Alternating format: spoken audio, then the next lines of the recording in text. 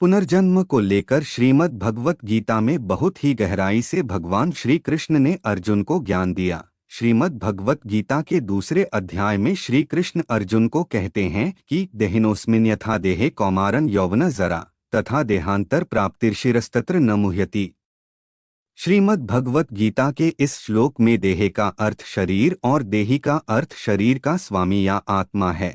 श्री कृष्ण अर्जुन का ध्यान इस तथ्य की ओर आकर्षित करते हुए अवगत कराते हैं कि शरीर में केवल एक ही जीवन तक क्रमिक परिवर्तन होता रहता है, जबकि आत्मा कई शरीरों में प्रवेश करती रहती है। समान रूप से मृत्यु के समय यह दूसरे शरीर में प्रवेश करती है। नमस्कार दर्शकों, आपका धर्मानुसार पर स्वागत है। हिंदू धर्म में यह कहावत बहुत प्रचलित है कि संसार में जो भी चीज जन्म लेती है उसका अंत निश्चित है। इसलिए न केवल मनुष्य या पशु पक्षी देह त्यागते हैं, बल्कि देवता भी मृत्यु का सामना करते हैं। लेकिन शास्त्रों में पुनर्जन्म के विषय में भी बड़ी गंभीरता से बताया गया है। पुनर्जन्म का अधिक महत्व हिंदू धर्म में बताया गया है। इसके अलावा विश्व भर में ऐसी घटनाएं हुई हैं जिनसे पुनर्जन्म की मान्यताओं को बल मिलता है। यहाँ तक पश्चिमी वैज्ञानिकों ने भी इस पर शोध किया है, जिसकी चर्चा हम आज के इस वीडियो में करेंगे। आइए जानते हैं पुनर्जन्म होता क्या है और इसके पीछे छिपा रहस्य क्या है। सनातन धर्म में पुनर्जन्म को लेकर अवधारणा है। आधुनिक विज्ञान भले ही इस बात को नहीं मानता है, किंतु सनातन हिंदू धर्म के धर्म ग्रंथों में पुनर्जन्म को लेकर कई धारणाएं बताई गई है। इन्हीं मान्यताओं के अनुसार पुनर्जन्म कैसे होता है, यह हम आज इस वीडियो के माध्यम से समझेंगे। सनातन धर्म के अनुसार आमतौर पर जिसे हम मृत्यु कहते हैं, वह पुनर्जन्म के पहले होने वाली एक क्रिया है।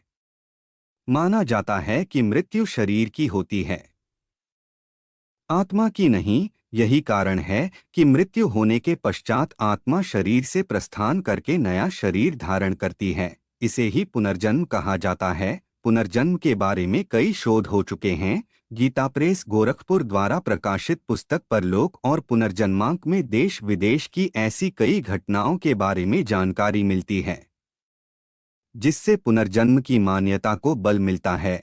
पिछली शताब्दी में अपनी अन्वेषी मेधा के कारण आधुनिक गैलीलियो कहे जाने वाले वैज्ञानिक डॉक्टर इयान स्टीवेंसन ने पहली बार वैज्ञानिक शोधों और प्रयोगों के दौरान पाया कि शरीर न रहने पर भी जीवन का अस्तित्व बना रहता है। उपयुक्त अवसर आने पर वह अपने शरीर या पार्थिव रूप को फिर से रचता है। उन्हीं की टीम द्वारा किए प्रयोग और अनुसंधानों को स्पिरिट साइंस एंड मेटाफिजिक्स में संजोते हुए लिखा है कि पुनर्जन्म काल्पनिक नहीं है, उसकी संभावना निश्चित सी है। पुराणों के अनुसार आत्मा जब शरीर छोड़ देती है, उसके तुरंत बाद ही वह दूसरा शरीर भी धारण कर लेती है। इस घटना की समय अवधि 30 सेकंड होती है, किंतु पुराणों में बताया गया है कि यह समय लंबा भी हो सकता है, जैसे 3 दिन, 13 दिन, सवा महीना या 1 साल से ज्यादा का भी समय लग सकता है। इससे ज्यादा जो आत्मा शरीर धारण नहीं कर पाती है, वह या तो भूलोक पर मुक्ति के लिए भटकती रहती है या स्वर्ग लोक चली जाती है। इसके अलावा वह पितृलोक में वास करती है या अधोलोक में गिरकर समय बिताती है। शास्त्रों में बताया गया कि कर्म और पुनर्जन्म एक दूसरे से संबंधित हैं। कर्मों का फल ही पुनर्जन्म निर्धारित करता है। इस प्रकार पुनर्जन्म के 2 उद्देश्य होते हैं। पहला कि मनुष्य अपने कर्मों के फल के अनुसार जीवन भोगता है और दूसरा इन कर्मों से अनुभव हासिल करके नए जीवन में सुधार लाता है।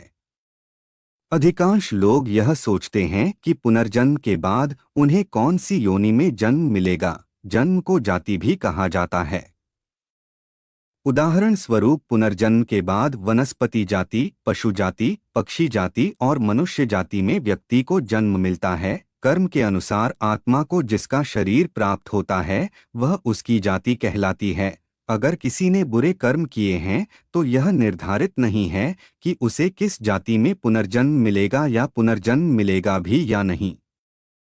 हिंदू धर्म में पुनर्जन्म के 8 कारण बताए गए हैं। पहला है भगवान की आज्ञा। फिर इस प्रकार से हैं: पुण्य समाप्त हो जाना, पुण्य फल भोगना, पाप का फल भोगना, बदला लेना, बदला चुकाना, अकाल मृत्यु हो जाना या अपूर्ण साधना को पूर्ण करना। यजुर्वेद के अनुसार शरीर छोड़ने के बाद आत्मा तब ब्रह्मा लोक जाती है। कुछ अच्छे काम करने वाले स्वर्ग लोक जाते हैं, बुरे काम करने वाले लोग अनंत काल तक प्रेत योनि में भटकते रहते हैं और पुनः धरती पर जन्म ले लेते हैं। लेकिन यह जरूरी नहीं है कि उसका जन्म मनुष्य योनि में ही हो। आपको यह जानकारी कैसी लगी, आप हमें कमेंट करके बता सकते हैं। धन्यवाद।